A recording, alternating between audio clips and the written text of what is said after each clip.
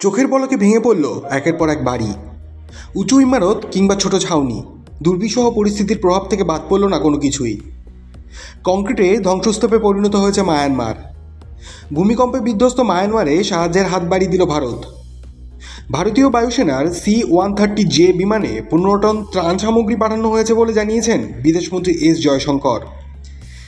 এই ত্রাণ সামগ্রীর মধ্যে রয়েছে সৌর ল্যাম্প, খাদ্য সামগ্রী, রান্নাঘরের সেট, তাঁবু, স্লিপিং ব্যাগ, কম্বল, রেডি টু ইট মিল, এছাড়াও আরও অনেক কিছু। ওষুধের মধ্যে রয়েছে paracetamol, antibiotic, canola syringe, gloves, তুলো, ব্যান্ডেজ এবং ইউরিন ব্যাগ। ভূমিকম্পের পরেই ভারতের প্রধানমন্ত্রী নরেন্দ্র মোদী এক্স হ্যান্ডেলে জানিয়েছিলেন, মায়ানমার ও থাইল্যান্ডের ভূমিকম্পের ঘটনা আমি গভীরভাবে উদ্বিগ্ন। সকলের নিরাপত্তা ও সুস্থতা কামনা করছি। ভারত সব রকম সাহায্য দিতে প্রস্তুত। এ বিষয়ে সংশ্লিষ্ট কর্তৃপক্ষকে প্রস্তুত থাকতে বলেছি এবং বিদেশ মন্ত্রককে মায়ানমার ও থাইল্যান্ড সরকারের সঙ্গে যোগাযোগ রাখার নির্দেশও দিয়েছি।